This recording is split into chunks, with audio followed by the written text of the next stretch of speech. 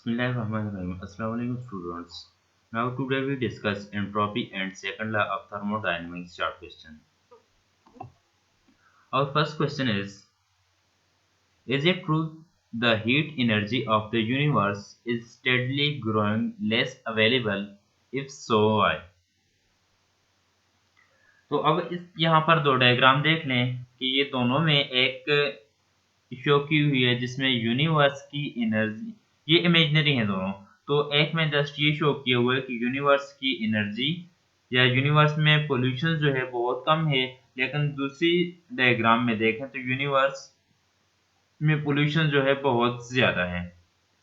तो अब क्वेश्चन ये है कि is it true the heat energy of the universe is steadily growing less available? If so why?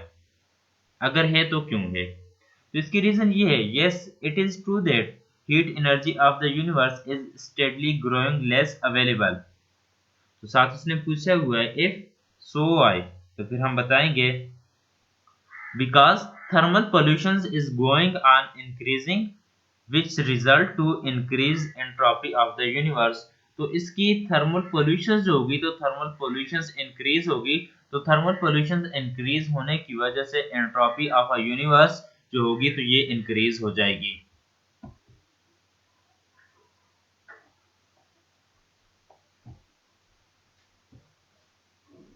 Second question, how would you increase the efficiency of a Carnot engine? by increasing TH only and by decreasing TL only। कि Carnot heat engine जो होगा तो उसकी efficiency को कैसे increase किया जाएगा? क्या सिर्फ TH जो होगा हायर टेम्परेचर इसको इंक्रीज करके, या TL जो होगा तो इसको डिक्रीज करके?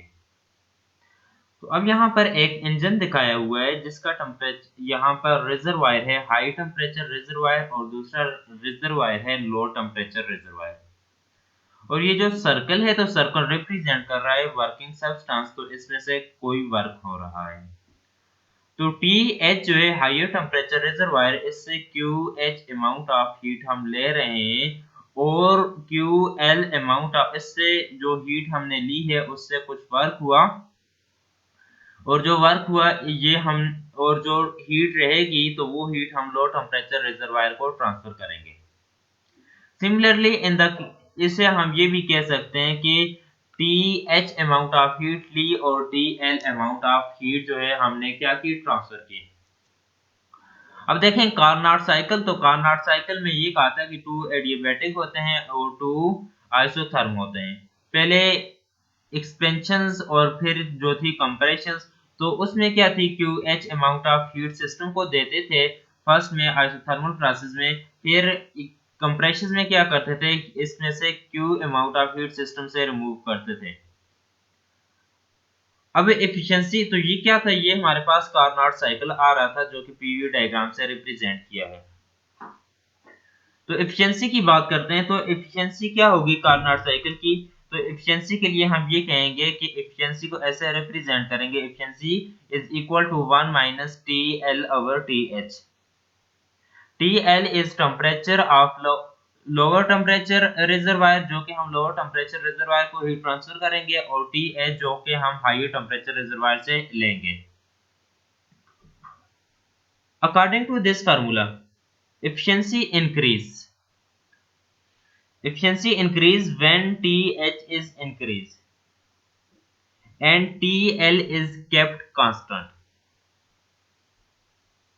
Similarly efficiency increase when TL decrease and TH is kept constant। तो ये दो पॉइंट है कि एफिशिएंसी, इसने पूछा हुआ था कि efficiency by increasing TH only, तो मींस कि TH को अगर इंक्रीज कर रहे हैं तो TL को क्या होना चाहिए, कांस्टेंट होना चाहिए। तो इसमें हम ये कहेंगे efficiency increase when TH increased and TL is kept constant। Second, similarly efficiency increase when TL decrease and TH is kept constant। Next short question जो कि काफी इंपॉर्टेंट है कि is human being heat engine? क्या human जो है तो ये हीट इंजन की तरह है? तो पहले हम इस एग्जांपल की तरफ आते हैं हीट इंजन की। High temperature reservoir and low temperature reservoir, जिसे कोल्ड रिजर्वायर भी कहा जाता है। हाई टेम्परेचर रिजर्वायर से QH अमाउंट ऑफ हीट ली और QC amount of heat low temperature reservoir को ट्रांसफर की। कौन सी हीट लो टेम्परेचर रिजर्वायर को ट्रांसफर की कि यहाँ पर जो इंजन था उसने कुछ वर्क किया, जो हीट बच जाएगी तो वो हम लो टेम्परेचर रिजर्वायर को क्या करेंगे, ट्रांसफर करेंगे, क्योंकि सारे की सारे हीट जो होगी तो ये वार डन में यूज नहीं होगी। तो ह्यूमन बॉडी इसके लिए हीट इंजन जो है तो हीट इंजन के लिए हाई टेम्परेचर रिजर्वायर का, लो टेम्परेचर रिजर्वायर का और वर्क का होना लाजमी है। तो अब ह्यूमन बॉडी जो है तो ह्यूमन बॉडी के लिए हम देखते हैं क्या ये पॉसिबल है या नहीं है। लेकिन ये कहते हैं कि ह्यूमन बॉडी जो है तो ह्यूमन बॉडी भी एक्ट कर रही है एज अ हीट इंजन। किस वजह से? क्योंकि यहाँ पर हम हीट इंजन की बात करें तो हीट इंजन में हम इसे इनपुट दे रहे हैं और यहाँ से हमें क्या हो रहा है, आउटपुट मिल रहा है। तो इस केस में ह्यूमन बॉडी के केस में input heat become input heat come from food. लेकिन यहाँ पर हम हीट दे रहे थे तो यहाँ पर क्या होगा कि फूड जो होगी तो वो एज अ इनपुट होगी। Input heat come from food that human being eat. तो ये क्या होगी, फूड जो है तो food as a input. Human begins to work when they walk. अगर ह्यूमन बॉडी जो है ये मूव कर रही है तो ये क्या कर रहा है, वर्क कर रहा है। देखिए हमें इनपुट भी मिल गया और वर्क भी मिल गया, तो यही केस इसमें भी है, इनपुट भी है और वर्क भी है। लेकिन एक और चीज की हीट इंजन के केस में एक्स्ट्रा हीट जो होती थी तो वो क्या होती थी, लॉस कर देते थे, उसको इजेक्ट करते थे लो टेम्परेचर रिजर्वायर को। तो अब इसमें क्या होगा, ह्यूमन बॉडी के केस में the waste of material human being is sink और heat discharge into low reservoir. तो अब इसमें वेस्ट हीट जो पसीने की फॉर्म में होगी तो हीट क्या होगी, वेस्ट होगी। तो हम low temperature reservoir means surrounding को हीट वेस्ट होगी। तो ह्यूमन बीइंग जो है तो ये ऐड कर रहा है एज अ हीट इंजन कि फूड जो हो गया as a input. Muscle work या कोई बॉडी मूव कर रही है तो उसमें क्या होगा, ये वर्क देगा और low temperature reservoir means surrounding को हुई हीट भी ट्रांसफर करेगा जो कि वेस्ट ऑफ हीट कहलाएगा। Question 4. What factor reduce the efficiency of heat engine from its ideal value? कि आइडियल वैल्यू से कौन सा फैक्टर जो है हीट इंजन जो है इसकी एफिशिएंसी को रिड्यूस कर रहा है। देखें यहाँ पर हम ये ले रहे हैं कि हीट इनपुट है कि इसे हम हीट दे रहे हैं और आगे कोई भी बॉक्स या सिलेंडर है जिसमें स्ट्रीम वाटर है और वाटर का टेम्परेचर राइज होगा तो इससे स्टीम जनरेट होगी और यही स्टीम जो है एक्सपेंडिंग स्टीम पुश पिस्टन। तो यहाँ पर आगे पिस्टन लगा हुआ है तो ये पिस्टन क्या होगा, ये पुश होगा। तो जब पिस्टन पुश होगा तो वर्क आउटपुट मूविंग व्हील। तो यही इसके साथ जो शाफ्ट लगी हुई है तो ये क्या करेगा, ये व्हील को रोटेट करवाएगा। लेकिन क्वेश्चन ये है कि what factor reduce the efficiency of heat engine from its ideal value. तो अब इसमें कौन सा फैक्टर है, अब यहाँ पर हम ये देखेंगे कि हीट इंजन जो होगा तो इसमें फ्रिक्शंस भी एग्जिस्ट करेगी। तो ये फ्रिक्शंस जो होगी तो इसकी आइडियल वैल्यू को क्या कर देगी, रिड्यूस कर देगी। एफिशिएंसी की जो आइडियल वैल्यू होगी तो ये रिड्यूस करेगी। The friction and heat losses, तो इसमें हीट एनवायरनमेंट में भी हीट लॉस हो रही है। Frictions and heat losses to environment reduce the efficiency of heat engine from its ideal value. तो आइडियल वैल्यू से इसकी एफिशिएंसी क्या हो जाएगी, ये रिड्यूस हो जाएगी। Next question, a heat engine convert disorder mechanical energy motions into organised mechanical motions. तो अब हीट इंजन जो होता है तो यहाँ पर ये जो एनर्जी है ये डिसऑर्डर मैकेनिकल एनर्जी है। तो हीट इंजन क्या करेगा, डिसऑर्डर मैकेनिकल एनर्जी को कन्वर्ट करेगा। क्योंकि देखें कि अगर आपके पास कोई भी वाटर है, उसे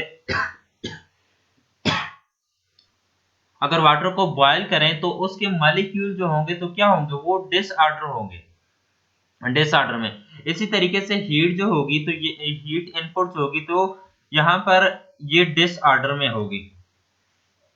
तो हीट इंजन क्या करेगा, कन्वर्ट करेगा disorder mechanical into organised mechanical motions. तो अब यहाँ पर हीट इंजन जो है तो इसी डिसऑर्डर मैकेनिकल एनर्जी को क्या कर रहा है, क्योंकि लोड इससे हीट जो मिल रही है तो ये कंटिन्यूसली एक्सपेंशंस की फॉर्म में कुछ तरतीब से इसे मिल रही है, तो इस वजह से हम ये कहते हैं कि हीट इंजन जो है तो ये कन्वर्ट करता है डिसऑर्डर मैकेनिकल एनर्जी को ऑर्गेनाइज्ड मैकेनिकल एनर्जी में। तो इसके लिए ये कहेंगे the heat engine is a device that convert heat energy into mechanical energy and the heart system has disordered mechanical motions while mechanical system has organized mechanical motions. Why is meant by heat death of universe? तो heat death of universe क्या है? Heat death of universe ये है कि हमने discuss किया था entropy. तो एंट्रोपी क्या थी, the measurement of disorderness of the system is known as entropy. Disorderness को हमने डिस्कस किया था। तो डिसऑर्डरनेस क्या होगी, किसी भी बॉडी में डिसऑर्डरनेस उस वक्त प्रोड्यूस होती है जब बॉडी का टेम्परेचर बहुत ज्यादा राइज हो जाए। अब यूनिवर्स जो है तो यूनिवर्स की डिसऑर्डरनेस रोज बरोज जो है तो ये क्या हो रही है, इंक्रीज हो रही है। The time eight which the entropy would reach maximum value, entropy maximum value को जब रीच कर जाए, तो मैक्सिमम वैल्यू को जब एंट्रोपी रीच करेगी तो डिसऑर्डरनेस होगी, तो ये भी क्या होगी, मैक्सिमम वैल्यू को रीच कर जाएगी। Maximum value and everything is at same temperature in the universe is called heat death। कि यूनिवर्स में कोई भी चीज जो होगी तो उसका सेम टेम्परेचर होगा, तो इसे हीट डेथ कहा जाता है। The heat death of universe is when the universe has reach a state of maximum entropy. कि यूनिवर्स होगी तो इसकी एंट्रोपी मैक्सिमम स्टेट को पहुंच जाए। This happens when all available energy, such as from hot source, has moved to place of lost energy, such as colder source. Once this has happened, no more work can be extracted from the universe, since heat ceases to flow। इसका मतलब ये है कि heat flow होगी, heat तो flow करती थी higher temperature से लोअर टेम्परेचर की तरफ, लेकिन जब यूनिवर्स में हर चीज जो होगी तो उसका टेम्परेचर अगर सेम हो जाए तो फिर इसमें हीट फ्लो नहीं करेगी, क्योंकि हर बॉडी जो होगी उसका टेम्परेचर सेम होगा। This same kind of equilibrium state, तो हर बॉडी जो होगी तो ये इक्विलिब्रियम स्टेट तक पहुंच जाएगी। Since no more work can be extracted from the universe at that point, तो इस पॉइंट पर जब हीट फ्लो नहीं करेगी हायर से लोअर पॉइंट की तरफ, तो कोई भी वर्क नहीं होगा। It is effectively dead, especially from the purpose of humankind। तो नेक्स्ट लेक्चर में हम डिस्कस करेंगे इससे आगे जो प्रॉब्लम है तो इनको डिस्कस करेंगे।